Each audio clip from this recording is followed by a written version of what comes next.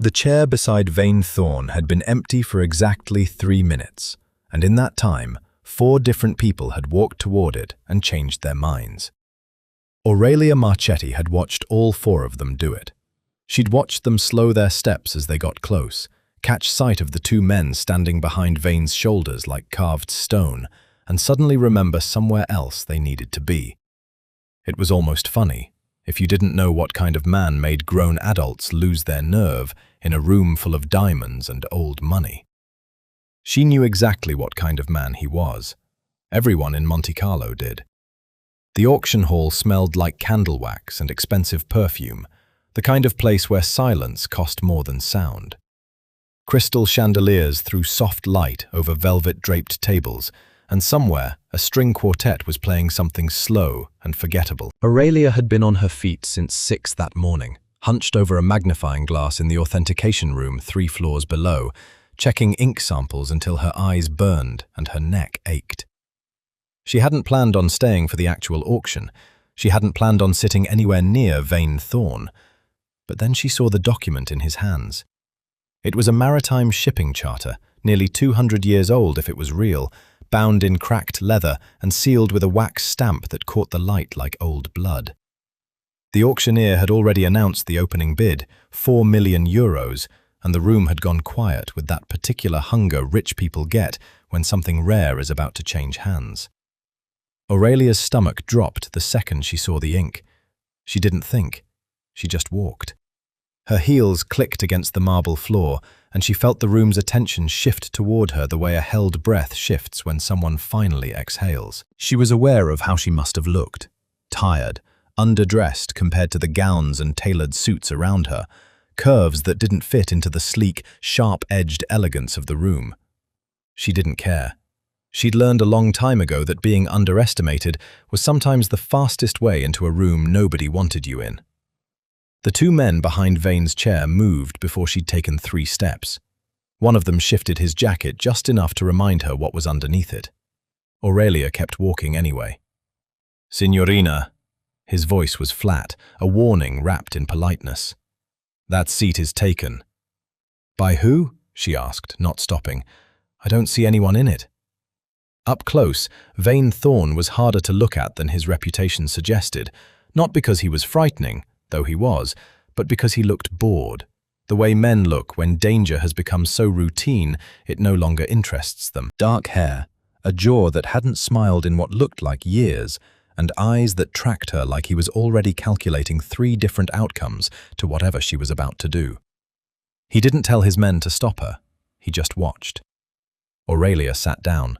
The velvet chair was cool under her, and for a second, the entire hall seemed to hold its breath along with her. She could feel 100 eyes on the back of her neck, could hear the faint, disbelieving murmur rippling through the crowd. Nobody sat next to Vane Thorn uninvited. Not buyers, not rivals, not even the auction house's own director, who Aurelia had seen earlier practically bowing his way across the room to avoid getting too close. "You have 30 seconds, Vane said, still not looking directly at her, "to explain why you're in my chair." "I'm not in your chair, I'm in the empty one." Aurelia reached into her clutch and pulled out a small loop, the same one she used every day in the archives, scratched brass, worn smooth from years of handling. She set it on the velvet table between them, deliberately, like laying down a card in a game only she understood the rules of. "You're about to spend €4 million on a forgery." That got his attention. He turned his head, slow, and for the first time actually looked at her. Really looked, the way people look at something they can't immediately categorize. "Excuse me?" "The charter." She nodded toward the document still resting in his hands, its brittle pages catching the chandelier light. Whoever made it did excellent work. Good enough to fool most authenticators, probably good enough to fool half the people in this room, but not good enough. "You're an authenticator." "I restore and verify historical documents for a living. Maritime records, mostly. Land deeds, shipping charters, things people forget still matter until they suddenly do." She kept her voice low, calm, the way she'd trained herself to speak when delivering bad news to people who didn't like hearing it. "May I?" He didn't answer right away. His security shifted again, uneasy, waiting for a signal that didn't come. Something in his expression had changed. The boredom had cracked, just slightly, replaced by something sharper. Curiosity, maybe, or suspicion. With a man like him, Aurelia guessed, they probably felt the same. Finally, he slid the document toward her an inch. Just an inch. Enough. She lifted the loop to her eye and angled the page toward the light, scanning the looping, formal script of the original signature at the bottom. There, barely visible, a faint discoloration bleeding out from the letters like a bruise under skin. Iron gall ink did that over decades, ate slowly into paper fibers, left ghost marks that no forger could fully erase, only disguise. Here. She turned the loop toward him, held it steady over the signature. That bleeding pattern. Real iron gall ink from this period leaves a chemical stain that spreads unevenly, following the grain of the paper. This spread is too symmetrical, too clean. Someone used a modern reproduction ink designed to look aged, but they didn't account for how real degradation actually behaves. Vane leaned in. For a long moment he said nothing, studying the mark she'd pointed to like a man rereading a sentence that had just changed the meaning of everything before it. Then he sat back, and for the first time, something like a smile touched the corner of his mouth. Not warm, not friendly, but interested. Dangerously interested. "Cancel the bid," he said quietly to the man on his right, without ever taking his eyes off Aurelia. "We're not done here." The elevator dropped 4 floors below the auction house, past a keypad door that required 2 separate fingerprint scans, before opening into a corridor that felt more like a bank vault than an art venue. Aurelia's heels echoed against polished concrete. Beside her, Vane walked without a sound, like the building itself had learned to muffle him. "You could have just let me buy it," he said, not looking at her. Most people would have stayed quiet and let a rich man make an expensive mistake. Most people aren't in the business of protecting historical documents from people who forge them. Is that what you think this is? Historical crime? Aurelia glanced at him sideways. "I think someone spent a lot of money and effort making a fake that was almost good enough to fool a room full of experts. That's not a hobby. That's a plan." He didn't answer, but she saw something tighten behind his eyes, a calculation running that he wasn't ready to share yet. The archive room at the end of the corridor was climate-controlled, the air dry and faintly metallic, lined with steel drawers and a single long work table lit by cold white lamps. This was Aurelia's actual world, not chandeliers and velvet chairs, but gloves and tweezers and the quiet, exacting language of proving what was true. She felt more herself the moment the door sealed shut behind them. "Show me," Vane said, setting the charter down on the table like it might still bite him. "Prove it. Not with a loop and a theory. Prove it." Aurelia pulled on a pair of cotton gloves, the fabric whispering against her skin, and reached for a small case she'd requested from the archive assistant on their way down, a compact kit of solvents and testing strips she carried more out of habit than expectation. She hadn't planned on needing it tonight. She hadn't planned on any of this. "This will take 5 minutes," she said. "Watch." She unfolded the document flat, careful not to stress the brittle creases, and selected a section near the bottom edge, a corner unlikely to matter if the charter turned out to be genuine, the kind of place a good conservator tested first. She dipped a fine cotton swab into a clear solvent, the smell sharp and faintly sweet, and touched it lightly to the paper.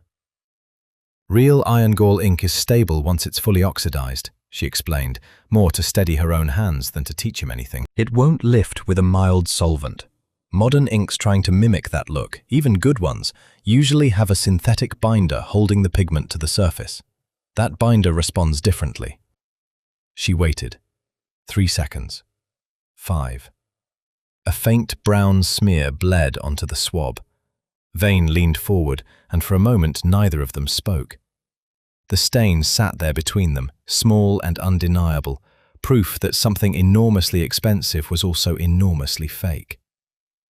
"There," Aurelia said quietly. "That's your forgery talking." "That's not what worries me." Vane's voice had gone low, almost distracted, like he was speaking to himself. What worries me is how it worries me. This charter grants docking rights across 3 Mediterranean ports. My ports. If this had gone through, whoever engineered it would have had legal grounds to challenge my control over routes my family has held for 3 generations. So it wasn't really about the charter at all. Aurelia straightened, peeling off her gloves. It was about what the charter would let someone do once it existed. His eyes met hers, sharper now, stripped of the boredom she'd first seen upstairs. You understand this faster than my own lawyers do. I spend my life reading what people try to hide inside paper. This isn't so different. She hesitated, then added, whoever made this wasn't some street forger looking for a quick payday. This kind of ink knowledge, this kind of aging technique, it takes years to learn. It takes someone who's studied real historical documents closely. Maybe even someone who's had access to genuine originals to copy from. Vane went very still. Someone with access, he repeated slowly. To the real charter, yes, or to documents like it. You don't fake something this convincingly without a template.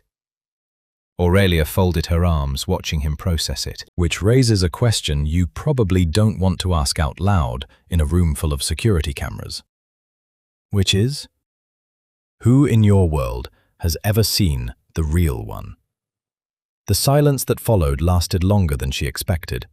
Vane's jaw worked once, twice, like he was chewing on a name he didn't want to say yet. Not to her, not to anyone. Whatever thought had crossed his mind, he folded it away fast, the way a man does when he's used to keeping his fear private. You said you restore documents, he said instead, changing direction so cleanly it felt deliberate. For a living. Who do you work for? Myself. My family runs a small restoration house in Florence. We've been doing this for 4 generations. She said it simply, but something flickered behind her composure, a tiredness that had nothing to do with the late hour. Vane noticed. Of course he noticed. Noticing things was probably the only reason he was still alive in his line of work.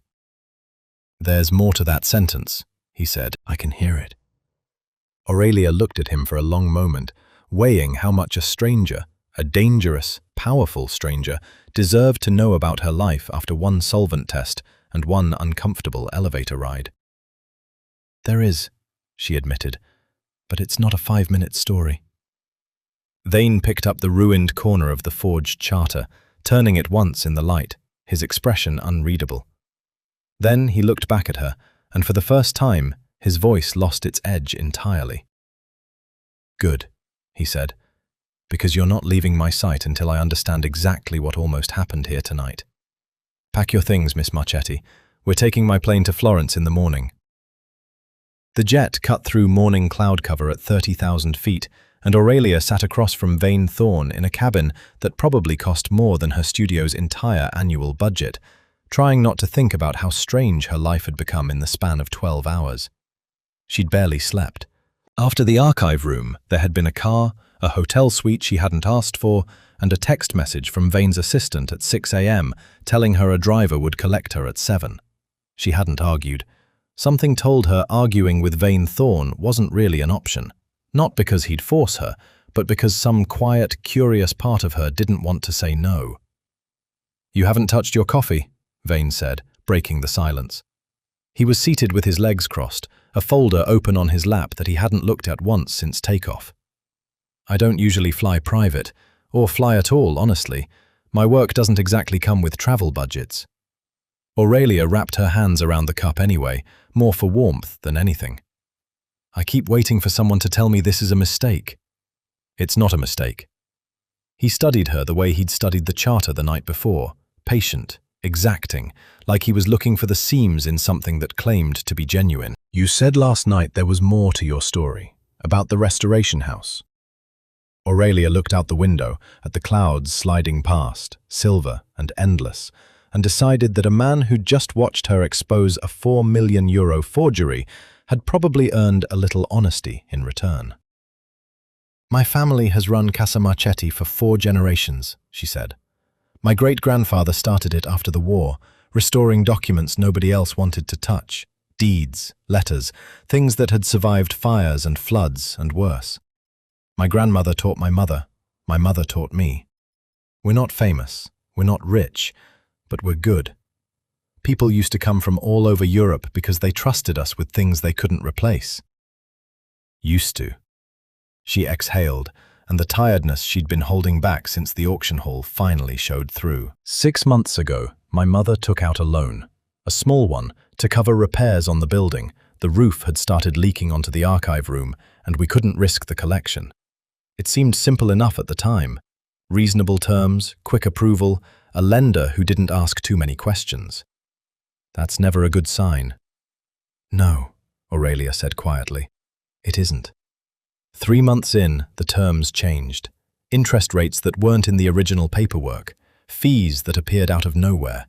By the time we realized what was happening, we owed almost 4 times what we borrowed, and the lender started talking about foreclosure instead of repayment. We have until the end of the month before they take the building, before they take everything.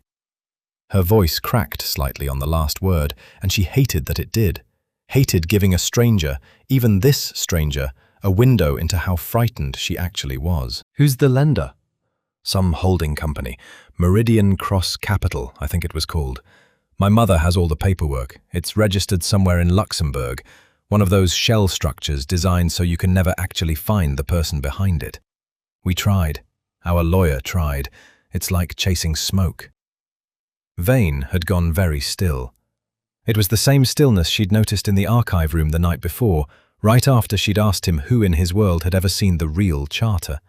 A stillness that meant something dangerous was working behind his eyes. Meridian Cross, he repeated slowly. You know it? He didn't answer immediately. Instead, he reached for the folder on his lap, the one he hadn't opened since takeoff, and flipped it open with more force than necessary. Inside were photocopies, financial records, ownership documents his people had apparently pulled together overnight while Aurelia was trying to sleep in a hotel bed that felt too large for one person. Last night, after you left the archive room, I had my people trace the registration behind the auction lot. Someone consigned that forged charter to the house under a shell entity, clean on paper, no obvious ties to anyone I know. He turned a page, then another, his jaw tightening with each one. The consignment fees were routed through an account in Luxembourg, registered to a holding company called... He stopped, looked up at her.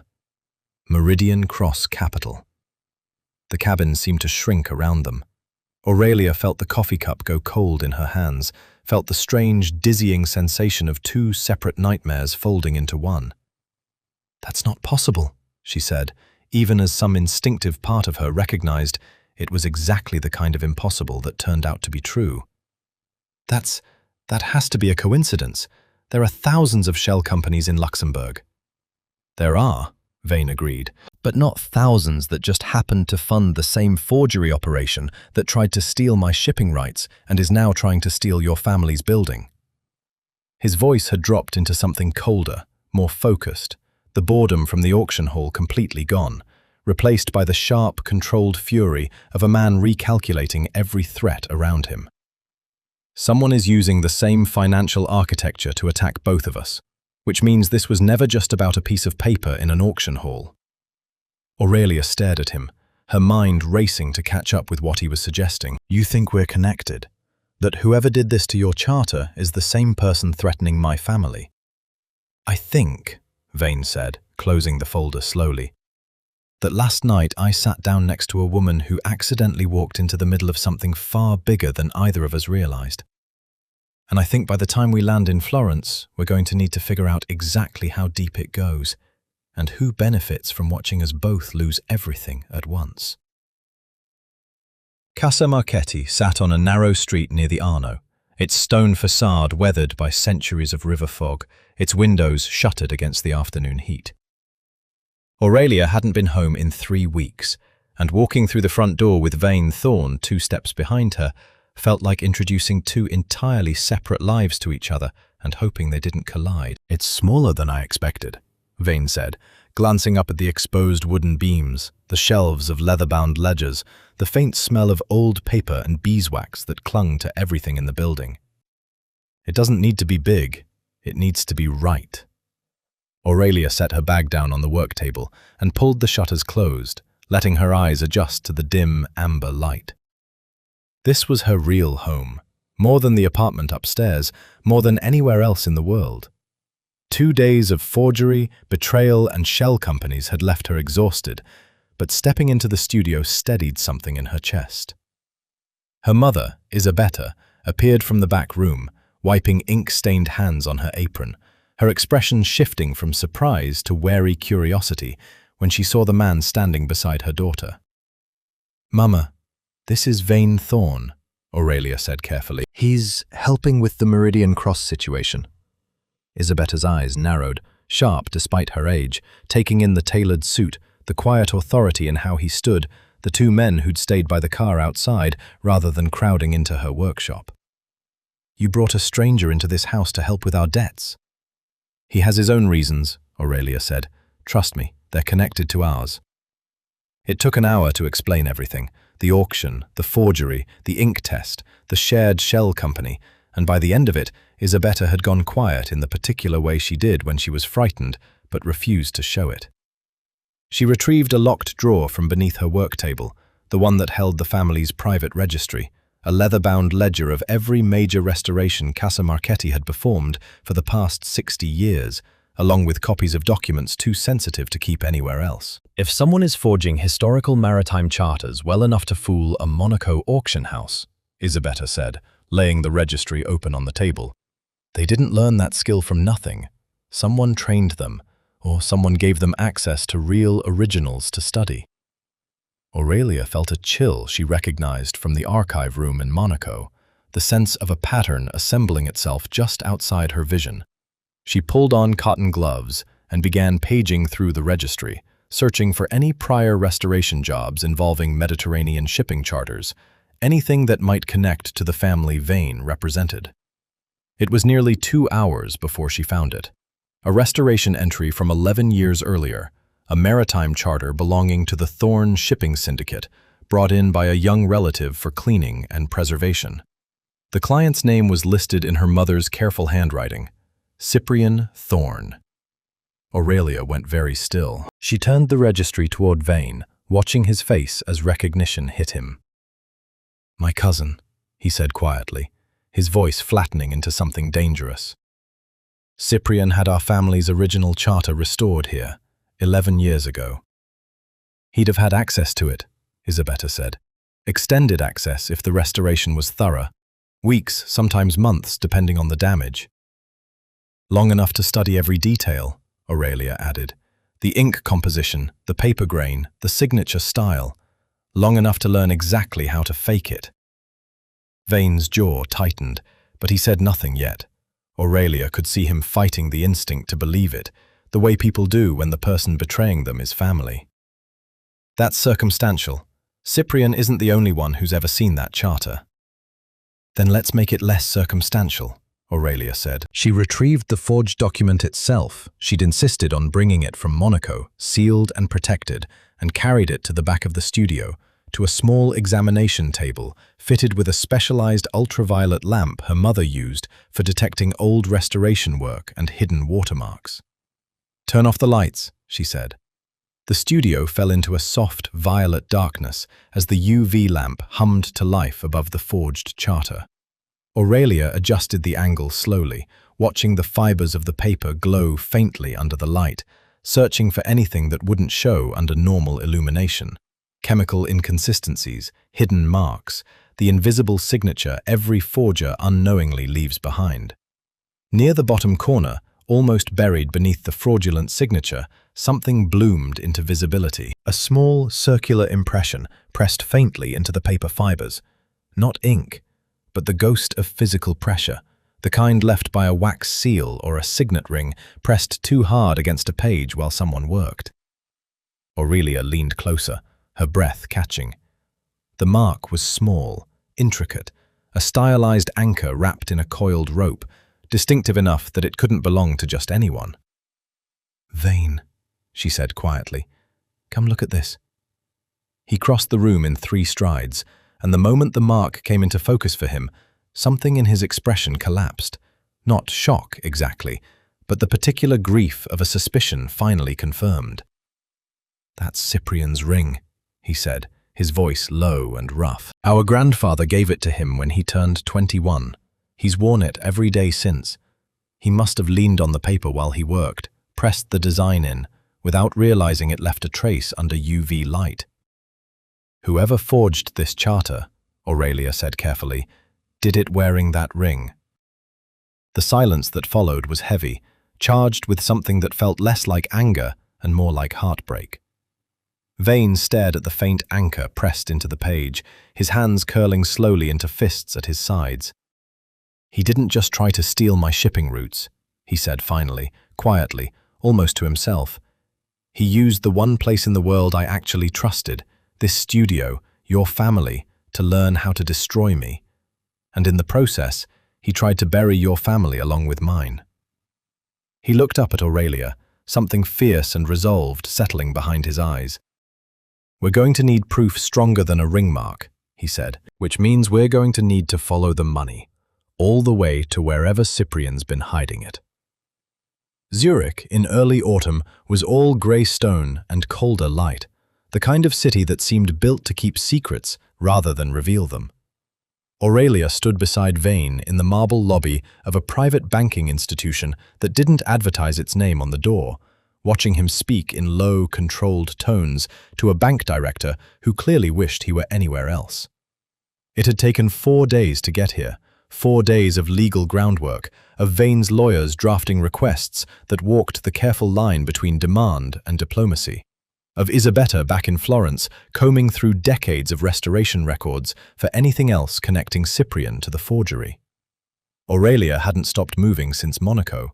She hadn't let herself stop, because stopping meant thinking, and thinking meant remembering exactly how much her family stood to lose if this didn't work. "The account activity you're requesting is protected under client confidentiality," the bank director said, adjusting his glasses with the nervous precision of a man used to saying no to people far less intimidating than Vane Thorn.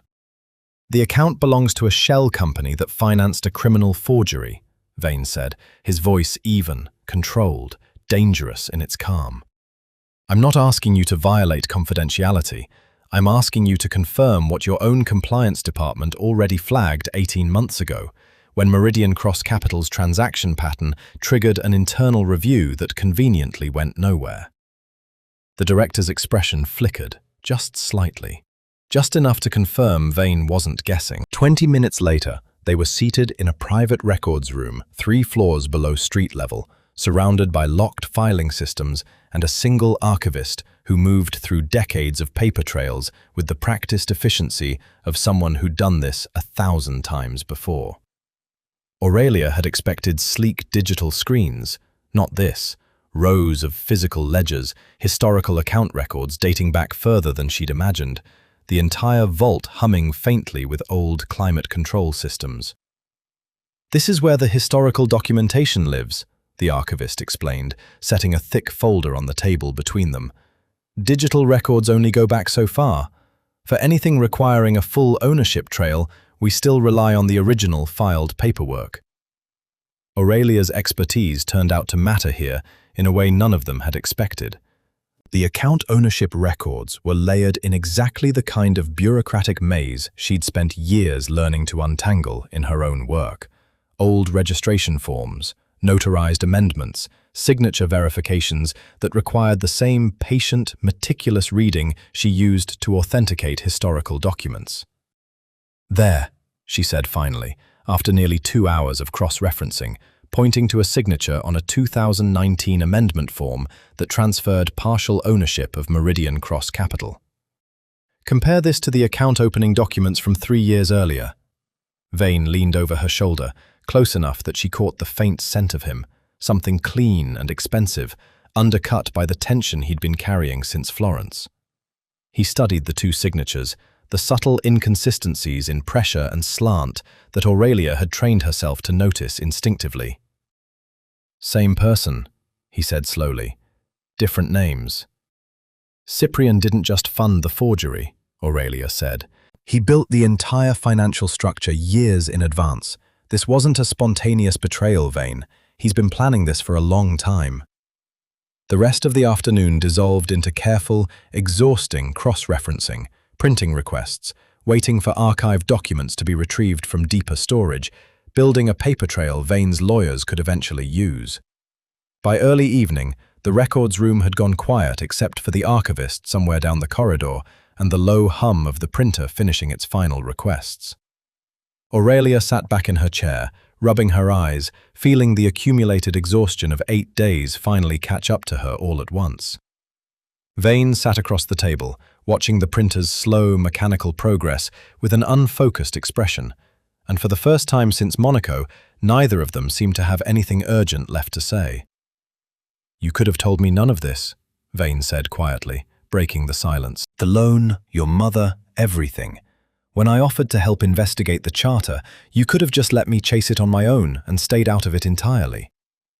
"I didn't have that luxury. My family's home is on the line." Aurelia glanced at him. "Why does it matter?" "Because most people who get close to me want something obvious: money, protection, leverage." He turned to look at her fully, something unguarded in his expression that she hadn't seen before. Not the calculating stillness from the auction hall, not the controlled fury from Florence, but something quieter. "You wanted the truth, even when the truth was inconvenient for you, even when it would have been easier to just take my help and stay silent about your own situation." "I'm not very good at staying silent," Aurelia said, a small, tired smile tugging at her mouth. "Occupational hazard. When you spend your life proving what's real, it gets harder to pretend about anything else." Vane studied her for a long moment, the printer finally falling silent behind him, the records room settling into a stillness that felt different from the tense, urgent atmosphere of the past week. "I've spent most of my adult life surrounded by people who tell me what I want to hear. Lawyers who soften bad news, family who smile while planning betrayals behind my back, apparently." A humorless edge crept into his voice, quickly smoothed away. "You walked into a room full of people terrified of me and told me I was about to lose 4 million euros to a forgery. You've been doing that ever since, telling me the truth whether I want it or not." "Is that a complaint?" "No." His voice had gone lower, quieter, something in it that made Aurelia's pulse pick up despite her exhaustion. "It's the opposite of a complaint." For a moment, neither of them moved. The records room felt smaller suddenly, the space between their chairs closer than it had been all day, and Aurelia was aware, acutely, uncomfortably aware, of exactly how long it had been since she'd sat this close to anyone who looked at her the way Vane was looking at her now. Not like a stranger who'd stumbled into his world, not like an asset useful for tracing forgeries, like someone he'd chosen to notice. "Vane," the archivist's footsteps echoed back down the corridor, breaking whatever fragile thing had been building between them, and Vane sat back, the moment folding closed as quickly as it had opened. But something had shifted, quiet and undeniable, and Aurelia suspected, with the same instinct that had once made her cross an auction hall to sit in an empty chair, that it wasn't going to unshift anytime soon. The lodge sat halfway up a mountainside outside Zurich, wood and stone half buried in early snow, chosen precisely because it wasn't supposed to exist on paper. Vane's security team had arranged it in less than 2 hours the night before, a place to disappear for a single night while his lawyers filed emergency documentation with the Zurich banking records, a place no one was supposed to know about. Someone knew about it anyway. Aurelia woke to the sound of glass breaking somewhere below them, sharp and deliberate, followed immediately by the low, controlled voices of men who weren't trying very hard to stay quiet. She was on her feet before she'd fully processed what the sound meant. Years of instinct from a lifetime spent alone in old buildings kicking in faster than fear. The bedroom door opened without a knock. Vane, fully dressed despite the hour, his expression stripped down to something flat and lethal. "Get up. Now." His voice was quiet but left no room for questions. "Cyprian's people found us." "How?" "Later." He crossed the room and pulled her by the wrist toward the door, moving with the efficient urgency of a man who'd clearly done this before, who'd trained his entire life for exactly this kind of night, even if he'd hoped never to need it. "My security is holding the main staircase. We don't have long." Down the hallway, Aurelia could hear it now.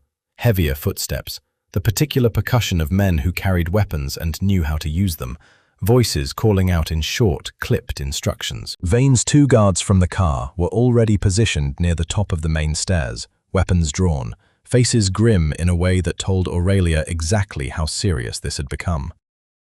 "There's no other exit," one of the guards said, low and urgent. "Front's covered. Side door leads straight into their line of sight." Aurelia's mind raced, adrenaline sharpening everything into strange, useful clarity.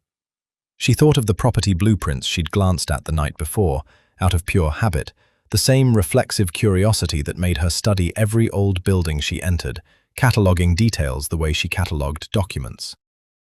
Alpine lodges from this era, built into mountainsides, almost always had something the modern renovation plans didn't advertise. "Service access," she said suddenly. Older lodges like this were built with staff corridors, narrow passages for servants to move between floors without using the main staircase, so guests wouldn't have to see them working. If this place kept its original architecture underneath the renovations, there should be a hidden route from the kitchen down to a lower service exit. Vane looked at her like she'd just handed him something more valuable than any weapon in the building. "You saw blueprints?" "I saw a blueprint. Framed on the wall near the fireplace, some kind of historical decoration. I read it out of habit." She was already moving toward the kitchen, pulling him with her this time, her pulse hammering but her mind, strangely, fiercely steady. "If I'm wrong, we've lost 30 seconds. If I'm right, then we're not dying in a Swiss ski lodge," Vane finished grimly, and followed. The kitchen was dark, moonlight cutting pale lines across steel countertops, and Aurelia's hands moved fast along the back wall, searching for exactly the kind of seam an old service door would leave, even after decades of renovation. A place where wood paneling didn't quite match, where a door frame had been papered over rather than removed. She found it behind a decorative wine rack, a narrow outline in the wall, barely visible unless you were looking for it. "Here," she pushed, and the panel gave way with a groan of old hinges, revealing a narrow stone stairwell descending into darkness, cold air rushing up to meet them. Behind them, gunfire cracked through the lodge, short, controlled bursts, the guards buying time they didn't have much of. Vane pulled a small flashlight from his jacket, and together they descended fast, Aurelia's hand pressed against rough stone walls that hadn't been touched in decades, the passage narrow enough that they had to move single file. "This was built for servants carrying trays, not fugitives running for their lives," Vane muttered, ducking under a low beam. "Complain later," Aurelia shot back, though her voice shook slightly, adrenaline and fear finally catching up with her now that they were moving instead of standing still. The stairwell ended at a heavy wooden door, warped with age, and Aurelia threw her shoulder against it until it finally gave, spilling them both out into freezing night air behind the lodge, exactly where the blueprint had promised, a service entrance hidden by an overgrown stand of pine trees, invisible from the main approach where Cyprian's men had focused their attack. They ran. The snow was thin but sharp under Aurelia's boots, the cold cutting through her lungs, Vane's hand wrapped tight around hers as they moved through the tree line toward the access road, where a second, backup vehicle waited, a contingency Vane's security had arranged without telling either of them, just in case. Behind them, the sounds of gunfire faded into the vast, indifferent quiet of the mountains. They didn't stop running until they reached the car, until the doors were locked and the engine was turning over, until the lodge disappeared behind them in the rearview mirror, smoke curling faintly against the pale pre-dawn sky. Aurelia sat in the passenger seat, shaking, adrenaline draining out of her in violent, uncontrollable tremors. Vane reached over without a word and took her hand again, holding it steady between both of his, grounding her the way no one had grounded her in longer than she could remember. "You just saved both our lives," he said quietly, his voice rough with something that wasn't quite relief and wasn't quite awe. "With a framed blueprint you glanced at for 10 seconds out of habit." "I told you," Aurelia laughed, shaky and disbelieving, the sound catching somewhere between a sob and genuine amusement. I spend my life reading what other people ignore.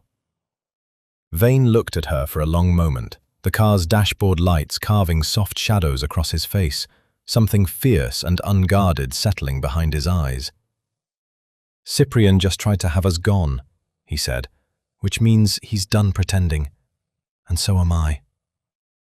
5 days after the Alps, Marseille's ports sprawled out under a hard blue sky, cranes swinging cargo containers overhead in slow mechanical arcs, the air thick with salt and diesel. Aurelia stood beside Vane at the edge of the loading docks, watching a scene unfold that felt like the climax of a story she'd somehow become the co-author of. Cyprian Thorne stood 40 feet away, flanked by 2 lawyers and a customs official, gesturing toward Vane's flagship cargo fleet.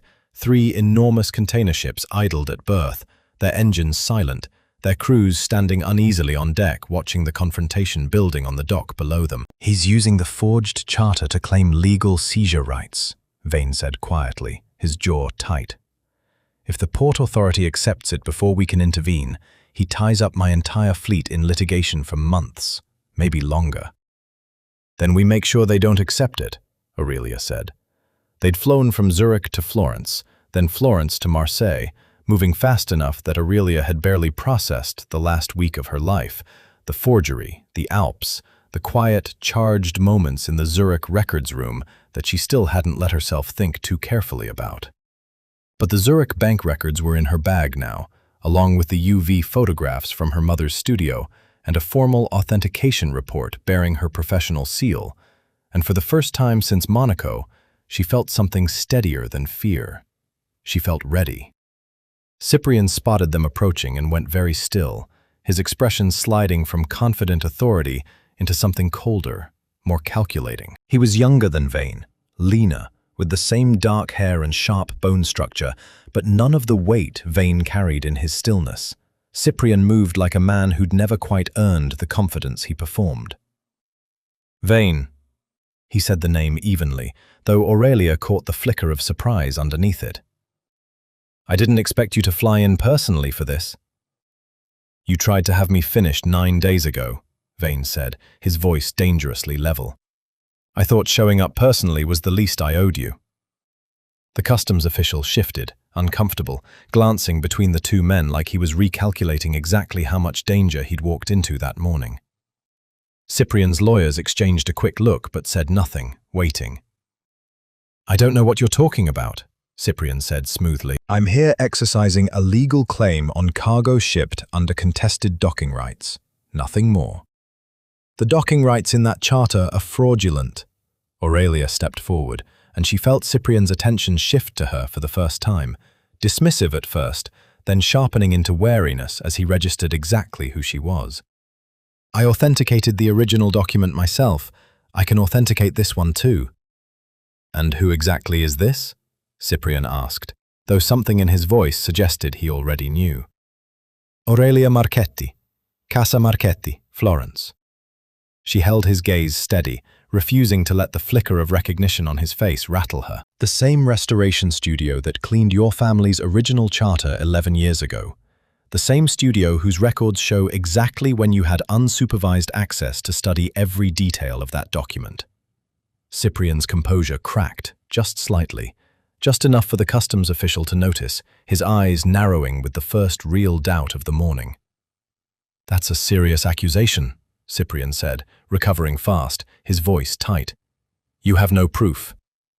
"We have UV imaging showing your signet ring pressed into the forged charter's paper fibers," Vane said, pulling a folder from his jacket and holding it out, not to Cyprian, but to the customs official, whose job it actually was to make this decision. "We have bank records tracing Meridian Cross Capital's ownership structure directly to accounts you control. And we have the original, uncorrupted land deeds proving my family's legal docking rights predate your fraudulent charter by over a century." Aurelia produced her own documentation, the authentication report, sealed and signed, along with photographs of the ink degradation test she'd performed back in the Monaco archive room. She laid them out on the small table the customs official had set up at the edge of the dock, methodical and calm, the same careful precision she used every day in her studio. Iron gall ink degrades in a specific, measurable pattern over time, she explained, addressing the official directly now, her voice steady with professional authority. This charter, she gestured to the document still clutched in Cyprian's hand, fails that test. It's a modern forgery designed to mimic age. I'm prepared to testify to that under oath in any jurisdiction at any time. The customs official took the folder, flipping through the bank records with growing unease, glancing up at Cyprian with an expression that had shifted entirely from procedural boredom to genuine concern. Monsieur Thorne, he said slowly, addressing Cyprian, if these documents are accurate, the charter you've presented cannot be recognized as valid grounds for cargo seizure. I'll need to hold the claim pending formal review. This is absurd, Cyprian snapped, some of his composure finally slipping entirely. You're going to take the word of some restoration clerk over legal documentation. I'm going to take the word of forensic evidence, the official said flatly, over a charter that a licensed document authenticator has just demonstrated is fraudulent, in front of witnesses. Your claim is suspended, monsieur. I'd strongly suggest you speak with your own lawyers before you say anything else. Cyprian's lawyers moved quickly to steer him away from the dock, their voices dropping into urgent, hushed argument as they walked. But before he turned to leave, Cyprian looked back, not at Vane, but at Aurelia, something cold and calculating flickering behind his eyes. You should have stayed in your little studio in Florence, he said quietly, just loud enough for her to hear. Some documents are better left unexamined. Some secrets, Aurelia said evenly, refusing to look away, are better left exposed.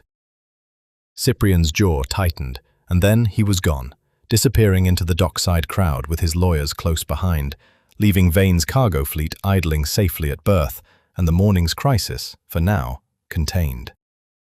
Vane exhaled slowly beside her, some of the tension finally leaving his shoulders as he watched his cousin's retreating figure. That's the first real ground we've taken since Monaco. It's not the last, Aurelia said, gathering her documents back into her bag, her hands steadier now than they'd been in days. He's cornered, and cornered men make mistakes. Then let's make sure we're ready, Vane said, for whatever mistake he makes next. Vane's estate in Genoa sat above the harbour like something out of an old painting, terraced gardens cascading down toward the water, the house itself built from pale stone that turned gold in the late afternoon light. Aurelia had never stayed anywhere like it. Not the grandeur exactly, though there was plenty of that, but the quiet. After 18 days of forgeries and gunfire and cornered men making desperate accusations, the silence here felt almost unfamiliar. They'd come to prepare. Cyprian's suspended claim in Marseille had only bought them time, not victory. Vane's lawyers were building a formal case for the International Maritime Council, and every piece of evidence Aurelia had gathered needed to be organized, cross-referenced, made airtight before Geneva. She'd spent the past 4 days buried in paperwork in a sunlit study overlooking the harbour, her authentication reports spread across a mahogany desk that had probably never held anything so unglamorous as ink-stained photographs before. Vane found her there most evenings, usually with 2 glasses of wine he'd poured without asking, setting one down beside her elbow and pretending he wasn't checking on her. Tonight, he didn't bring wine to the study. He found her on the terrace instead, where she'd wandered after finally closing the last folder for the day, drawn outside by the sound of the water and the particular gold light that settled over the harbour just before sunset. You should be resting, he said, coming to stand beside her at the railing. Geneva's in 4 days. You've barely stopped moving since Monaco. I don't know how to stop moving, Aurelia admitted. It's how I've survived the last 6 months. If I slow down, I start thinking about how close we came to losing everything.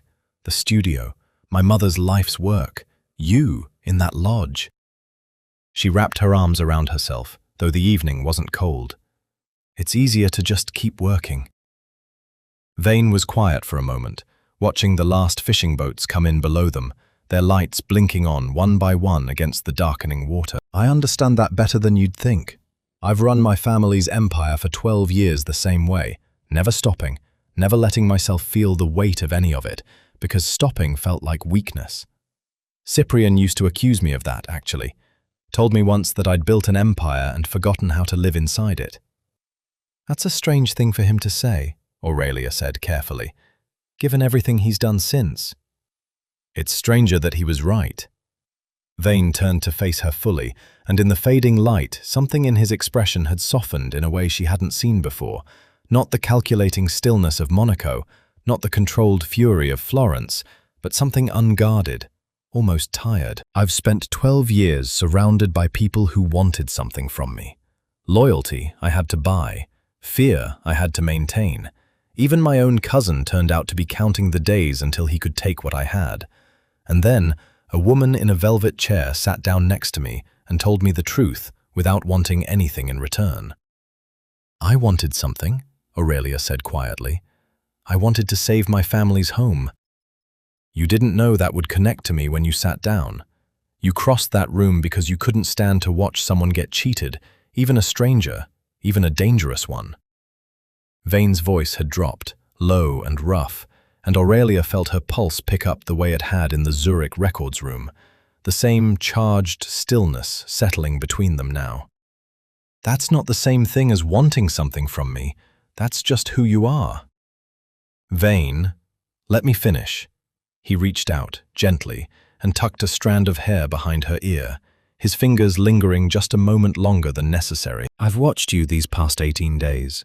In the archive room, in the Alps, on that dock in Marseille, standing up to my cousin like you weren't afraid of anything in the world. You've been calm through all of it, not because nothing frightens you, but because you refuse to let fear decide what you do.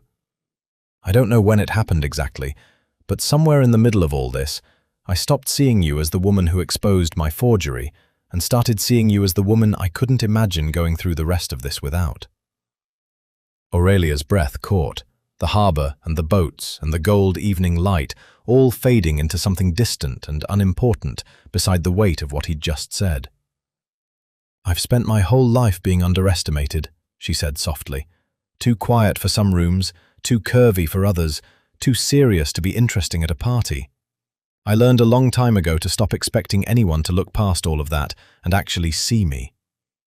Her voice wavered slightly. You saw me the first night, in that chair, before you even knew my name. I don't think I've stopped thinking about that since. I saw someone who wasn't afraid to tell a dangerous man an inconvenient truth, Vane said, closer now, his hand settling at her waist with a gentleness that felt at odds with everything she knew about his world. I think I fell a little in love with that before I even understood what I was feeling. Vane. His name came out barely above a whisper this time, not a warning but something closer to permission. He closed the distance between them slowly, giving her every chance to step back, to stop this before it started, and when she didn't, when she tilted her face up toward his instead, he kissed her with a tenderness that felt like it had been building since a velvet chair in Monaco, since a records room in Zurich, since a mountain lodge where she'd saved both their lives with nothing but a glance at an old blueprint. The harbour lights blinked on below them, one by one, and for the first time in 18 days, Aurelia let herself stop moving entirely. Let herself simply be here, in this moment, wrapped in the quiet certainty that whatever came next in Geneva, she wasn't facing it alone anymore. The International Maritime Council convened in a glass-walled chamber overlooking Lake Geneva, a room designed to feel neutral and imposing at once. Pale wood, soft lighting, 12 council members seated behind a long, curved table, like judges in a trial that would decide the fate of an empire. Aurelia sat beside Vane in the gallery reserved for principal parties, her authentication reports organized in careful order inside a leather folder her mother had given her before they left Florence, worn smooth from decades of use. She'd expected Cyprian. She hadn't expected the man standing at the podium when the hearing opened, silver-haired, precise, introduced by the council chair as Kalen Voss, senior auditor for the Maritime Licensing Board.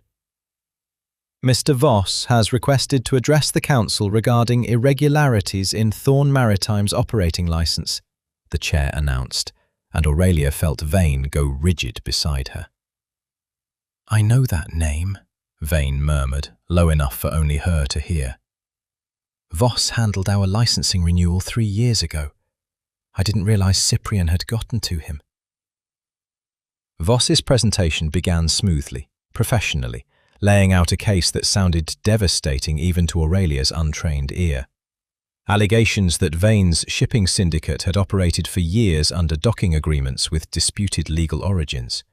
That the recent forgery scandal in Monaco raised serious questions about the authenticity of all the syndicate's maritime documentation, not just the single charter Cyprian had tried to use in Marseille. Given these irregularities, Voss concluded, this board recommends immediate suspension of Thorn Maritime's operating license, pending a full audit of all historical shipping agreements.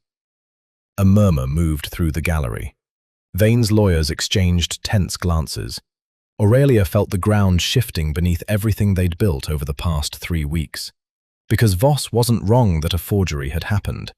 He was simply using it as a weapon aimed at the wrong target, and doing it with enough polish that half the council looked ready to believe him. The council will hear a response, the chair said, from Aurelia Marchetti, document authenticator representing Thorn Maritime. Aurelia rose, her heart hammering, and walked to the podium with her leather folder held steady in both hands. She'd stood in front of dangerous men before, an armed escort in Monaco, Cyprian on a Marseille dock. But this felt different. 12 strangers deciding an empire's fate based on how convincingly she could explain paper and ink to people who'd never held a 200-year-old document in their lives. Mr. Voss is correct that a forgery occurred, she began, and watched several council members sit up straighter, surprised by the concession. What he hasn't told you is who created it, why, and what it reveals about the true state of Thorn Maritime's historical documentation. She opened her folder and began, methodically, the same patient work she'd done in Monaco's archive room, in her mother's studio, in the Zurich Records vault. Except now the audience was 12 people who controlled Vane's entire livelihood, and she needed every one of them to understand. Iron gall ink degrades in a measurable chemical pattern over decades, she said, projecting the UV images from Florence onto the screen behind her. This is the forged charter recovered in Monaco. Note the unnaturally symmetrical bleed pattern, inconsistent with genuine period ink, consistent with a modern reproduction designed to mimic age. She advanced to the next image. And this, visible only under ultraviolet light, is a signet ring impression pressed into the paper during forgery. I've cross-referenced this design with jewelry records provided by the Thorn family. It belongs to Cyprian Thorn, Vane Thorn's cousin. The murmur in the gallery sharpened into something closer to shock. Voss's composed expression flickered for the first time. I have bank records, Aurelia continued, tracing the shell company that consigned this forgery, Meridian Cross Capital, directly to accounts controlled by Cyprian Thorn. The same company, records show, that issued predatory loans against my own family's restoration studio in Florence, using inflated interest terms designed to force foreclosure.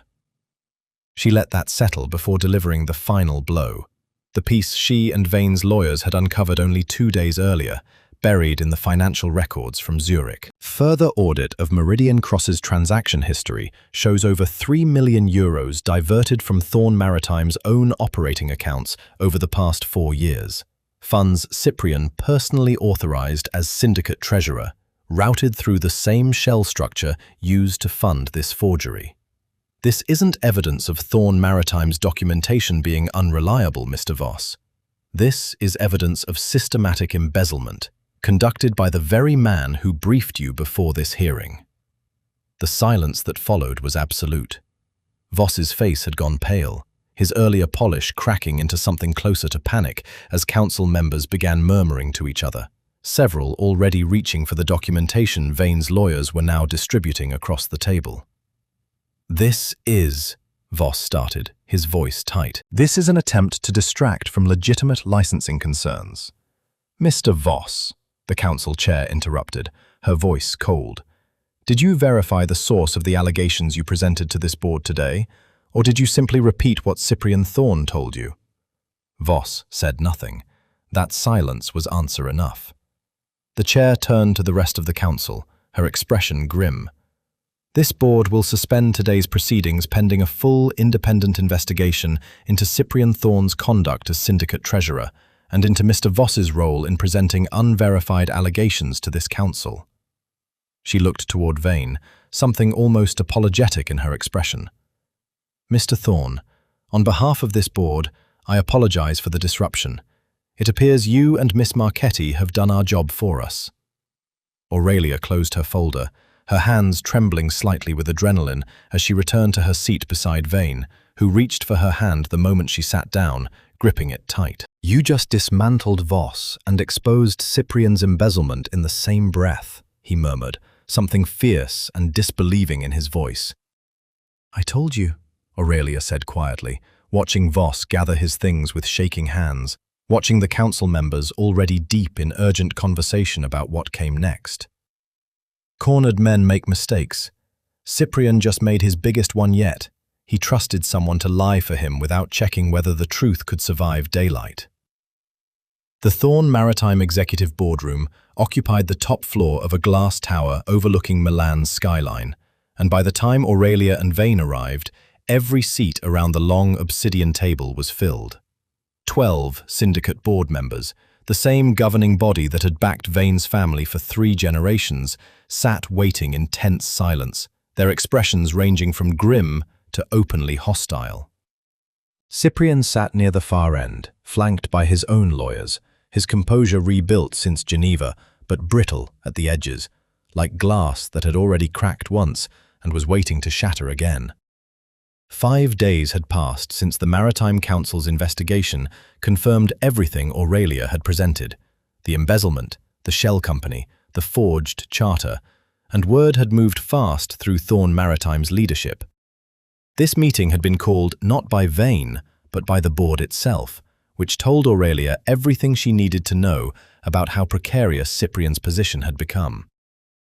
Let's not pretend this is a normal session, said Dorotea Genzano, the board's oldest member, a woman with silver hair and a voice that had apparently silenced boardrooms for 4 decades. We're here because our treasurer stands accused of embezzling company funds, funding a forgery that nearly cost this syndicate its Mediterranean operations, and orchestrating a crime against our chairman.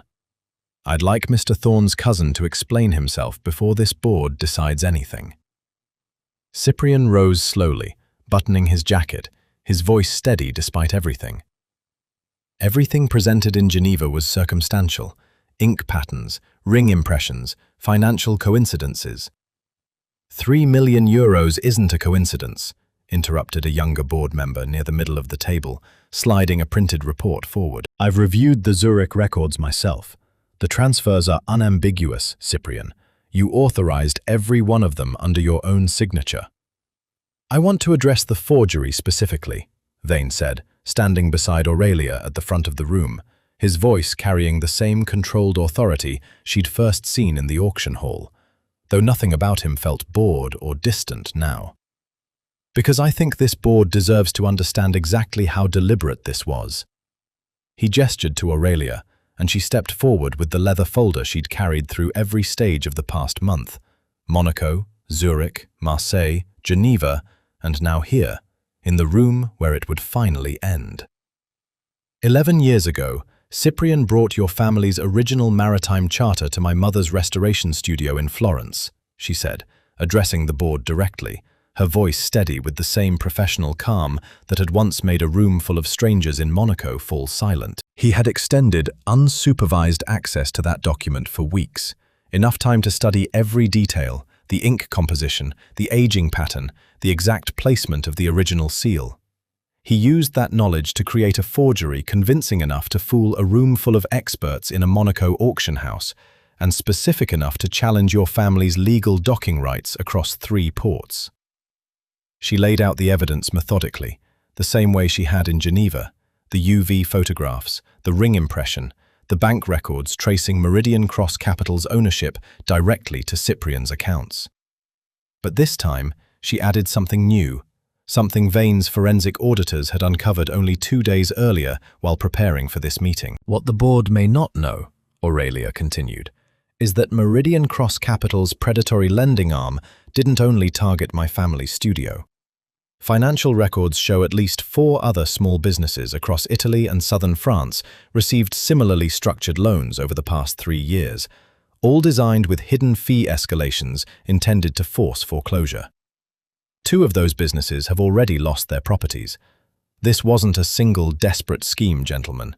This was a pattern, built over years, using company funds to finance it. The boardroom had gone utterly silent.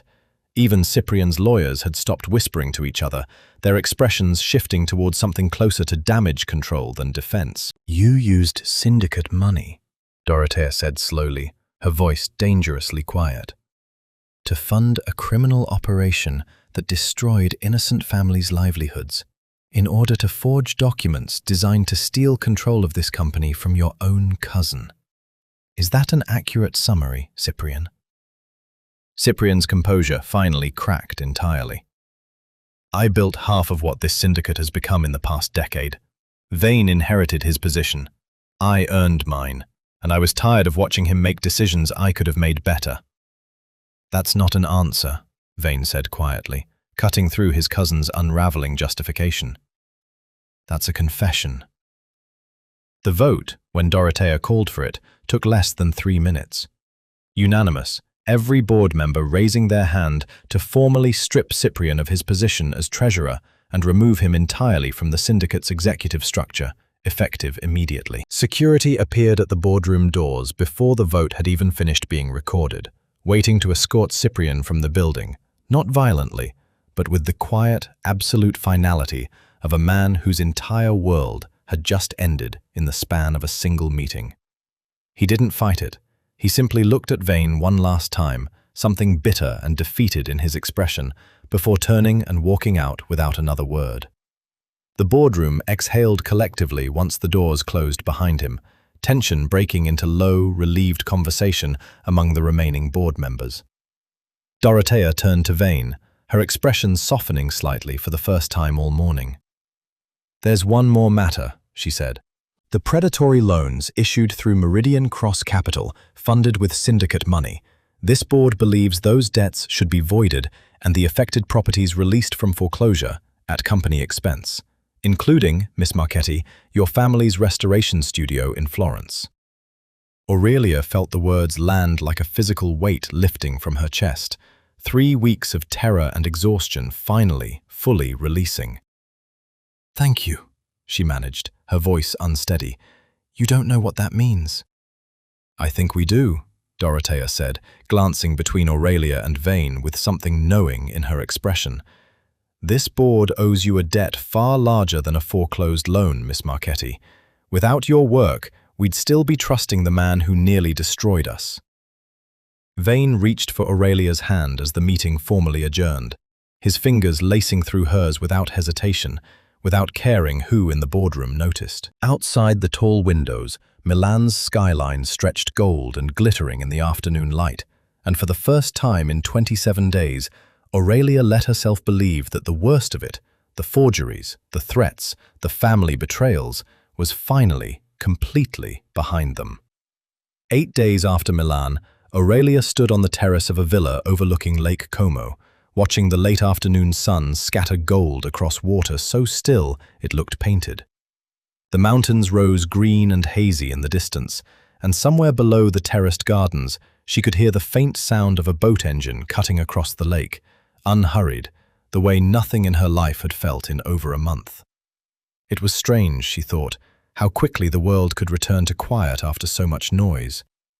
The past week had moved with a gentleness that still caught her off guard. Casa Marchetti's debts had been formally voided, the foreclosure proceedings dropped, the paperwork finalized by Thorn Maritime's legal team with an efficiency that made Aurelia suspect Vane had personally ensured nothing could go wrong twice. Her mother had cried on the phone when the confirmation letter arrived, not from fear this time, but from a relief so complete it had no other way to express itself. Cyprian, she'd since learned, had been quietly removed from every remaining position of authority within the extended Thorn family network, his reputation dismantled across an industry small enough that word traveled fast. He wouldn't be forging anything else. Not for a long time. "You've been out here for 20 minutes, Vane said, stepping onto the terrace behind her, 2 glasses of wine in hand, the same quiet ritual he'd started in Genoa that felt, now, less like a habit and more like a promise. I was starting to think the lake had stolen you. I was thinking about how strange it is, Aurelia said, accepting the glass. That a month ago I was exhausted and alone in an authentication room, and now I'm standing on a terrace in Lake Como with a man who used to terrify half of Monte Carlo. I still terrify half of Monte Carlo, Vane said, a faint smile touching his mouth. I've just learned to be terrifying about better things. Predatory lenders, mostly. Forgers. Cousins with poor judgment. Aurelia laughed, the sound easy in a way it hadn't been in weeks, and leaned into him as he settled beside her at the railing. Below them, the boat's engine faded into silence, leaving only the soft lap of water against stone and the distant, occasional call of birds settling in for evening. "I have something to ask you," Vane said, and something in his voice made Aurelia turn to look at him fully, catching the shift from easy affection into something more deliberate. "About the syndicate. About what comes next."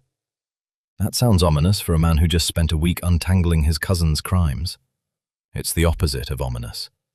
He set his glass down on the railing, turning to face her properly, his expression open in a way she'd only seen glimpses of before, in Genoa, on that terrace, and now here, fully, without anything guarded left behind it.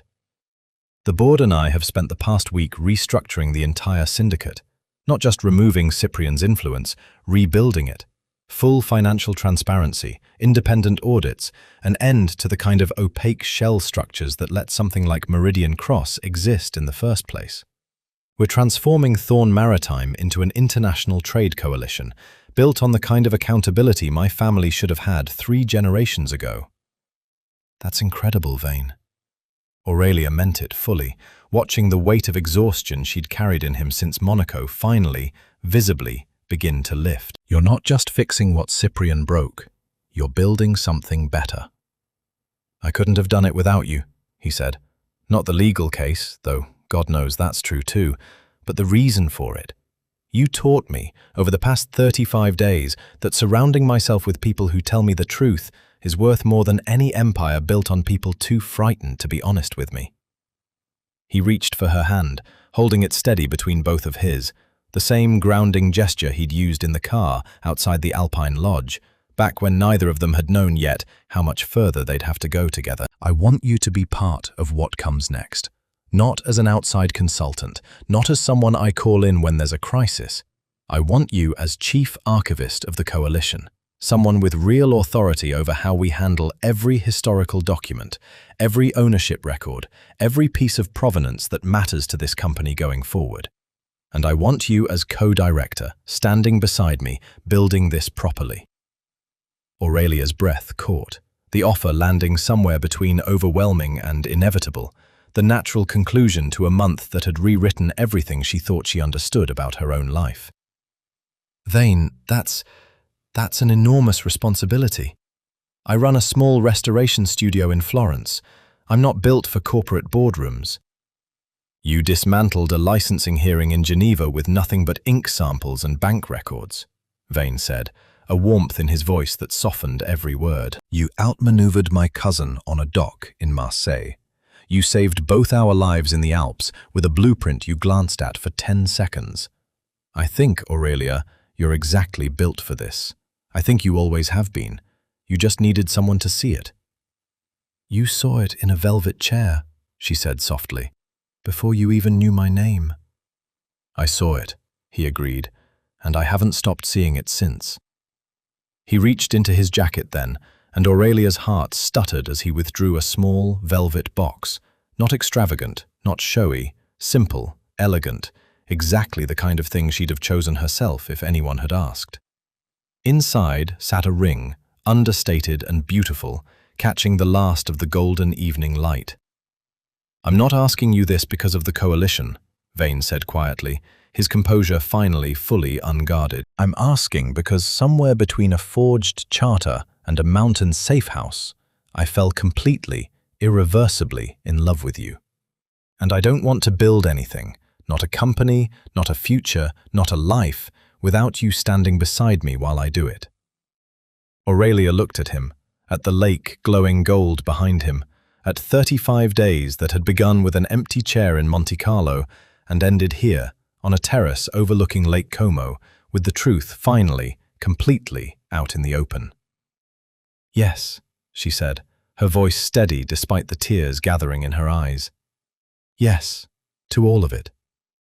And as the sun finally dipped below the mountains, painting the water in soft, fading gold, Thane Thorn kissed the woman who had once dared to sit in an empty chair beside him, the woman who had seen through every forgery, every lie, every carefully hidden secret, and had never once been afraid to tell him the truth.